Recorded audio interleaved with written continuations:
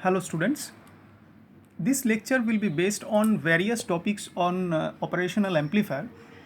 To start with, let us first discuss the properties of ideal op amp. So let us see what should be the ideal properties for an op amp.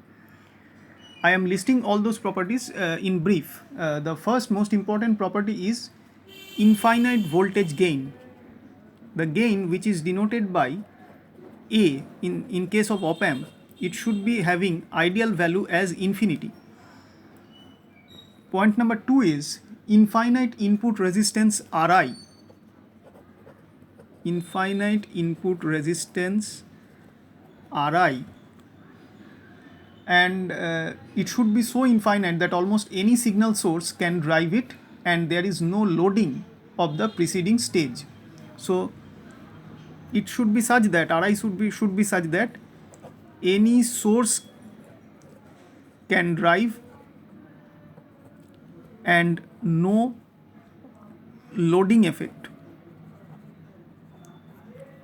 of just the previous or the preceding stage. The input resistance should be of such infinite value. Point number 3 is, or the property, zero output resistance. Zero output resistance denoted by RO, so that output can drive an infinite number of other devices. So the load driven capability of the output should be very good. Output can drive infinite number, because zero output resistance means it can drive infinite number of other devices. Property number 4 is zero output voltage when input voltage is 0. So zero output voltage when there is no input. When input voltage is 0. So this is another important property. Then property number 5 is infinite bandwidth. Infinite bandwidth is another important property, so that any frequency signal from 0 to infinity hertz can be amplified without attenuation.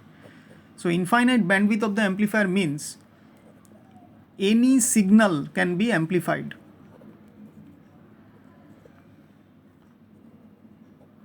By operational amplifier without any attenuation, any appreciable attenuation between the range 0 Hz to infinity. Okay, so that is called the infinite bandwidth. Point number 7 is infinite CMRR. So infinite CMRR, we have seen what is CMRR, and that should be the ideal case. More is the CMRR, more is better for the op amp. So ideally infinite CMRR means the output common mode noise voltage is 0. So it means output common mode noise voltage should be 0. So there should not be any ideally noise effect or hum pickup at the input of the op amp. And the next property is infinite slew rate. We have discussed this about slew rate in the last lecture. So infinite slew rate SR, that means the output voltage variation should occur simultaneously with input voltage changes. So slew rate should be infinite in such a way that output voltage and input voltage should vary, which is indicated by the slew rate, simultaneously. The variation should be simultaneous, and there should not be any time lag between them, and that is called infinite slew rate. That means with respect to time, if time is minimum, the output voltage swing or the variation should be maximum, or immediately it should sense that the variation in the output voltage is required. So that is the effect of infinite slew rate. So these are the properties of ideal op amp, but in practical op amps, the operation of it can be made approximated to some of these characteristics when we use negative feedback for the op amps. So some of these properties will be emulated in the practical op amps also, the ideal properties, if negative feedback is used. And especially the input resistance, output resistance and bandwidth should be brought to the ideal values if we use negative feedback for op amps. Now let us discuss next the equivalent circuit of op amp.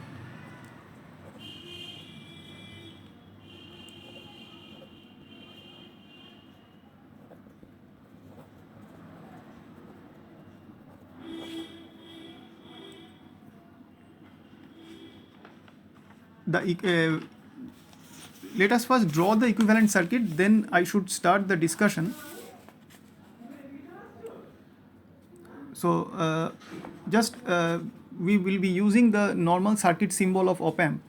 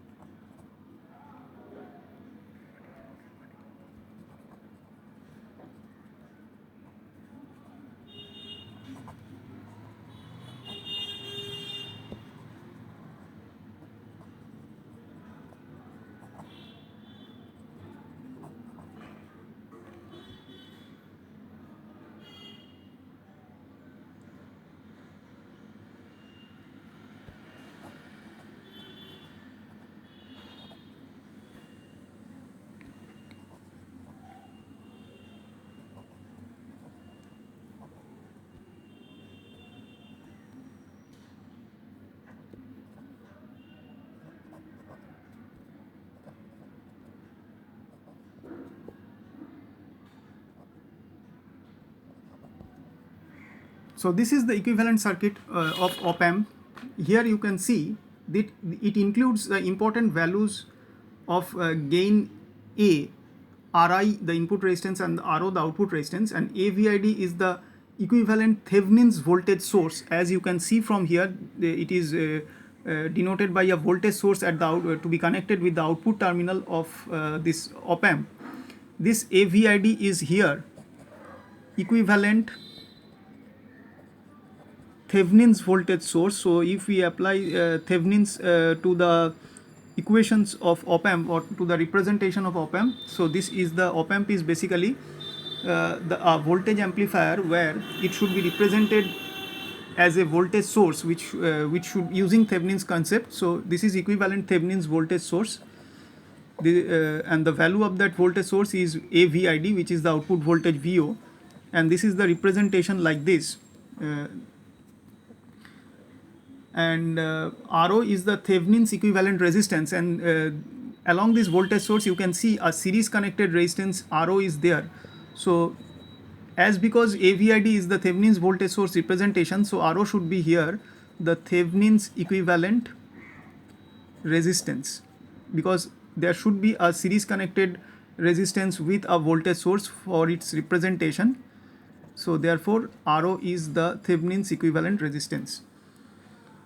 Now this can be found looking back into the output terminal of an op amp, and this equivalent circuit will be useful in analyzing the basic operating principles of op amp and also to observe the effects of feedback arrangements.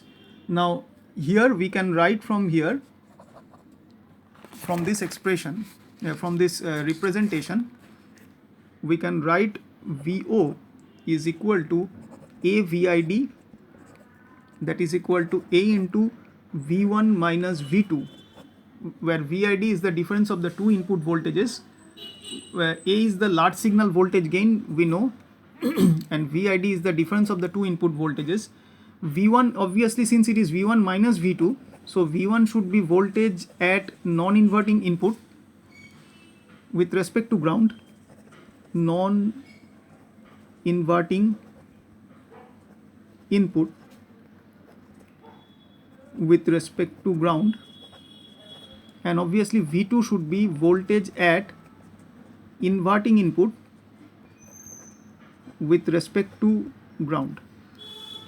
So this is the representation. Now this equation VO equal to A into V1 minus V2 or A into VID indicates that output voltage VO is directly proportional to the, from here we can write that VO is directly proportional, it is directly proportional to V1 minus V2. That means it is directly proportional to the algebraic difference between the two input voltages at the two input terminals, or in other words we can say the op amp amplifies the difference between two input voltages applied at its two input terminals, and it does not amplify the individual input voltages themselves. Because of this reason, the polarity of the output voltage depends on the polarity of the difference voltage. So based on this equation we can say that whatever should be the polarity that come out of this difference is the polarity of the output voltage VO for the op amp. The next topic of discussion in this lecture is ideal voltage transfer curve.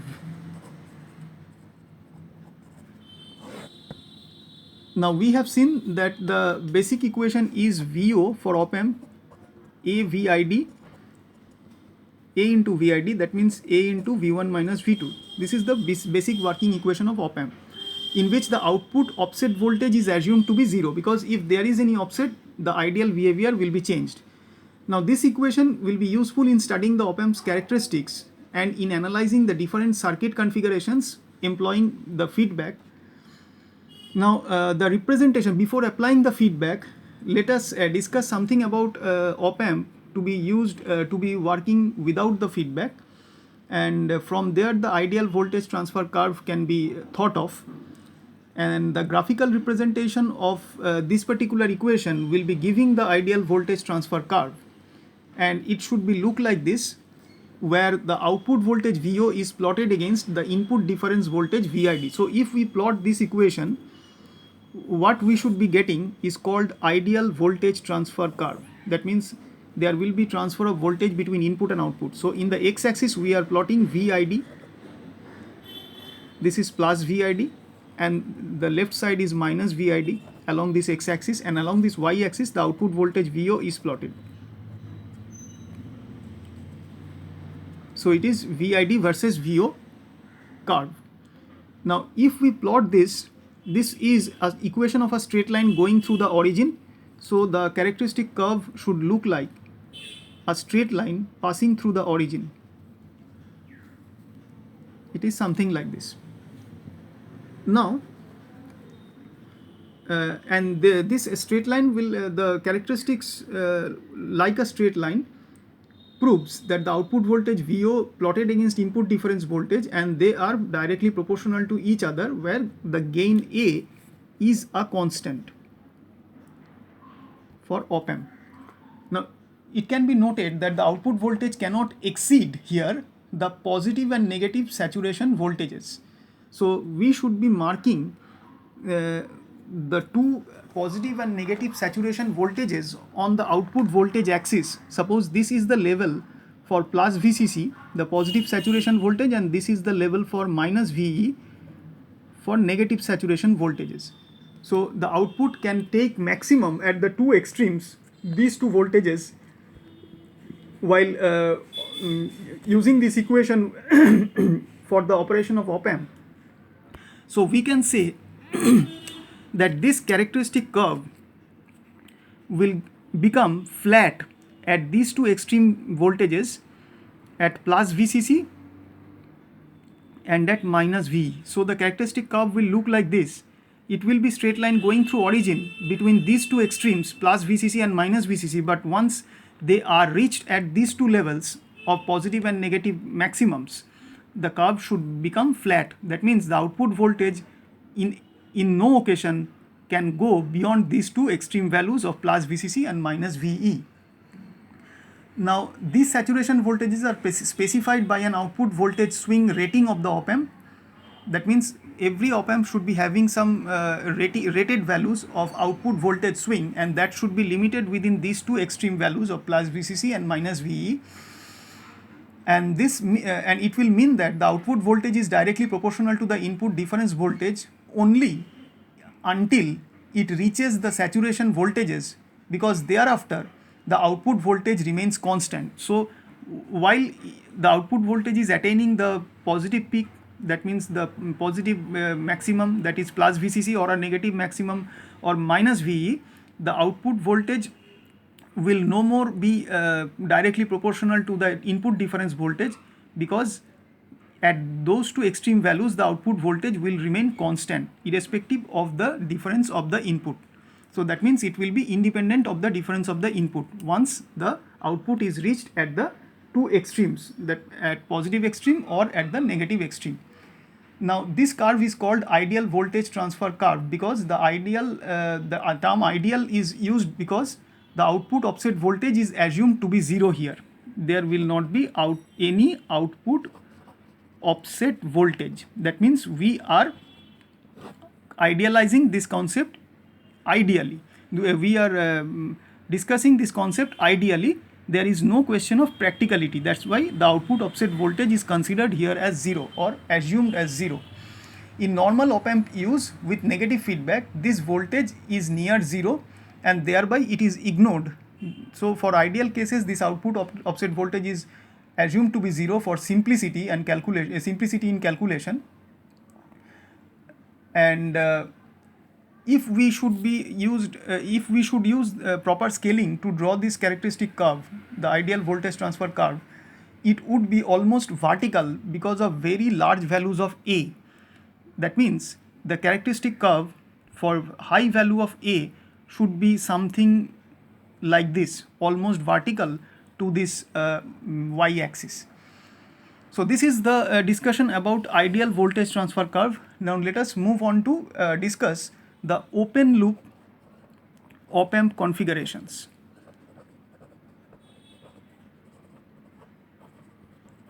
Let us see how the op amp should work in open loop before we should go for applying the negative feedback on it. Now in case of amplifiers, the term open loop, we all know from the discussion on feedback amplifiers that it indicates that no connection either direct or via any other network exists between the output and input terminals, and that is called open loop. So the output signal in that case is not fed back in any form as part of the input signal, and therefore the loop that would have been formed with feedback is open in this case. So when connected in open loop configuration, an op amp can simply function as a high gain amplifier. So if we consider a simple op amp where there is no connection between its input and output, and it is open actually, this is plus and minus, plus VCC and minus VE, which is a normal op amp. This is V1, this is V2 and this is VO.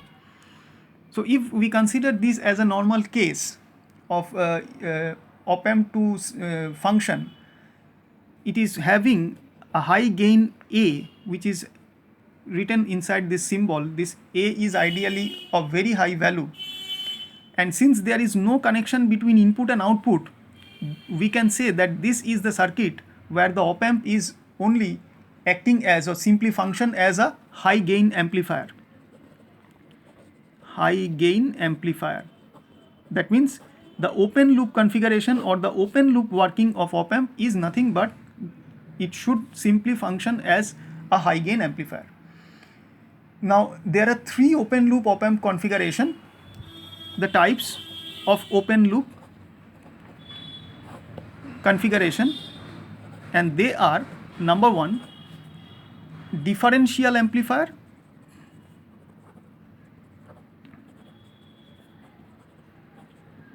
number 2, inverting amplifier; and number 3, non-inverting amplifier. So out of these three configurations or combinations, the op-amp should work in open loop either in differential form or in inverting form or in non-inverting form. Now these configurations are classed according to the number of inputs used and the terminal to which the input is applied when a single input is used. That means if we consider that op-amp is working in open loop in differential form or differential amplifier configuration, that means it is taking two inputs at a time and the outputs may be a single or a double, but in case of op-amp we know it is only a single output because of balanced and unbalanced cascading combination. And if the op-amp is used in open loop configuration in inverting amplifier mode, that means the input is applied at the inverting terminal, this terminal minus, that means V2 is present, and in that case V1, the other terminal is grounded. If it is working in non-inverting mode in open loop configuration, that means V1 is present but V2 is grounded in that case with respect to this diagram. So in open loop op-amp configuration, we can say that it acts as a high gain amplifier and it can work in three different amplifier forms, either differential amplifier or inverting amplifier or non-inverting amplifier, based on how many number of inputs we are using to define the function of op-amp or working of op-amp, and at which terminal the input, if it is single input, it is applied. Now let us see these three things individually. Now in the circuit that I am going to draw, this one,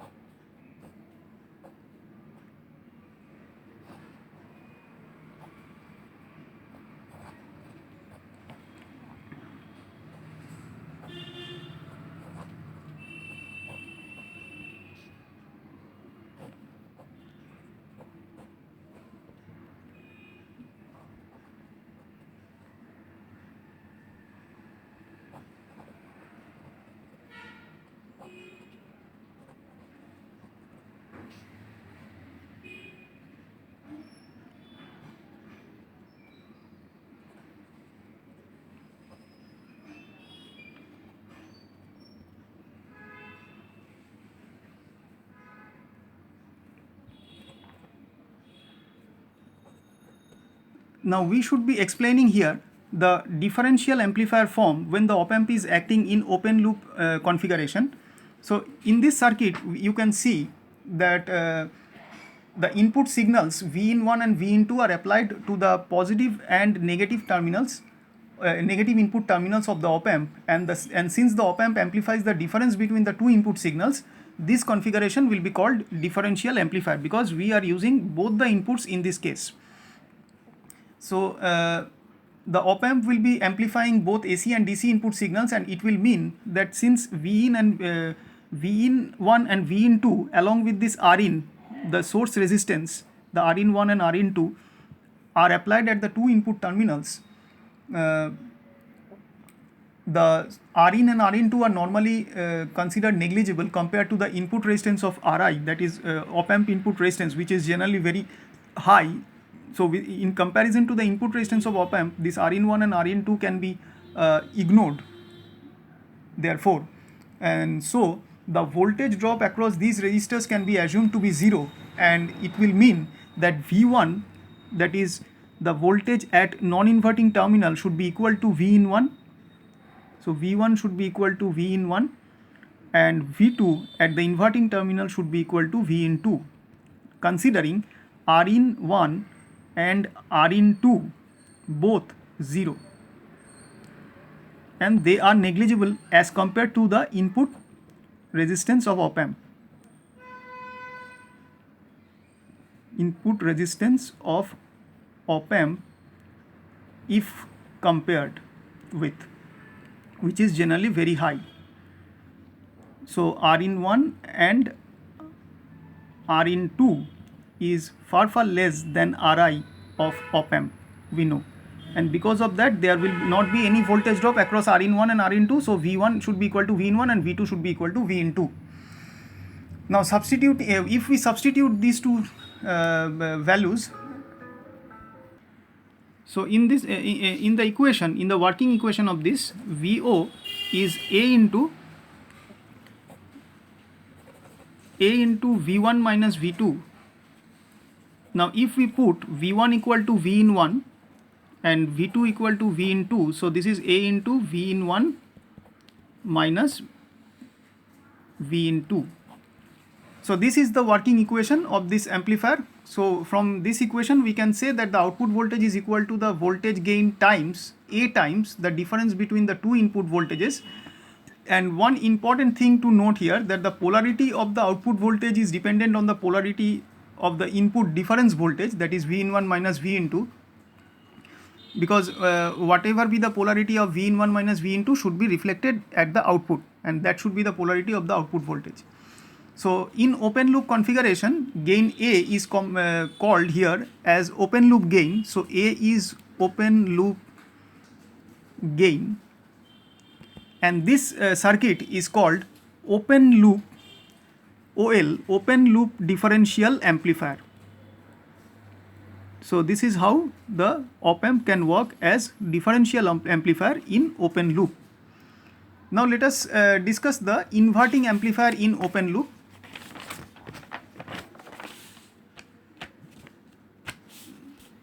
So inverting amplifier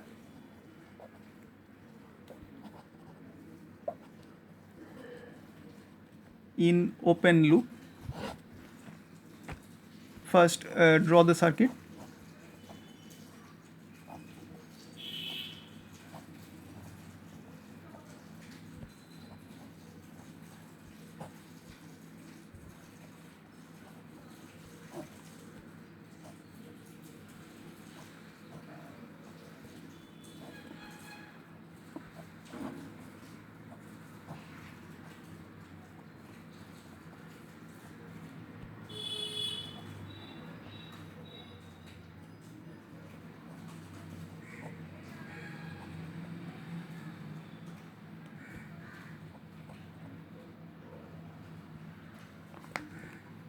So this is the inverting amplifier with in open loop configuration the op-amp is being used, and it can be seen from the diagram that only one input is applied, and that too in the inverting terminal, and the non-inverting terminal is grounded.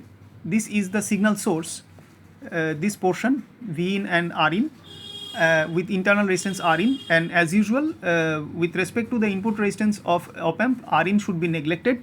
So Ri is far greater than Rin, so therefore Rin is neglected, and Ri is the input resistance of op-amp. And here we can say that since this is V1 and this is V2, and between them the difference is VID. So here V1 is 0 because of non-inverting terminal is grounded, and V2 is equal to V in. So therefore from the basic equation, this VO can be written as A into VID, we know, that means A into V1 minus V2. Now since V1 is 0 and V2 is V in, so by substituting these two, this should be A into 0 minus V in, so this is minus A V in, so VO is minus A V in. So this is the working equation for this amplifier. The negative sign in front of AV in indicates that the output voltage is out of phase with respect to the input voltage by 180 degree, and so they are of opposite polarity, and thus we can say for in the inverting amplifier the input signal is amplified by gain A and also inverted at the output. So that's why it is called the input is inverted at the output because of this 180 degree out of phase shift or minus sign in front. That's why this type of mode of operation of op-amp is called inverting amplifier in open loop. Now let us see the non-inverting amplifier in open loop.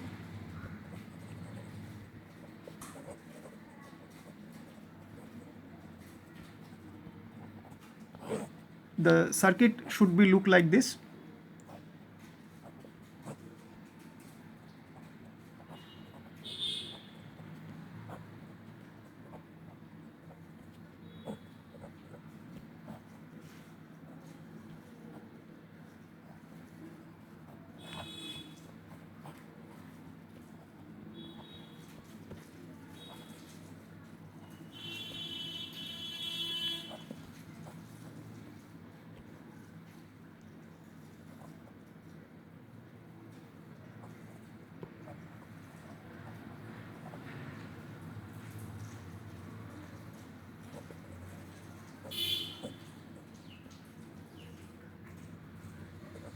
So this is the circuit for non-inverting amplifier in open loop, and all the output voltage is measured in all cases across this load resistance RL.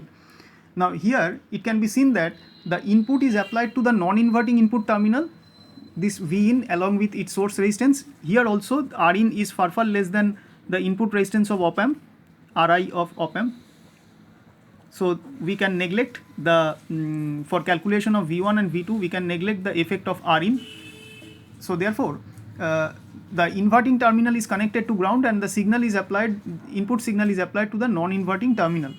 So in this case, we can write that V1 is equal to Vin and V2 is equal to 0.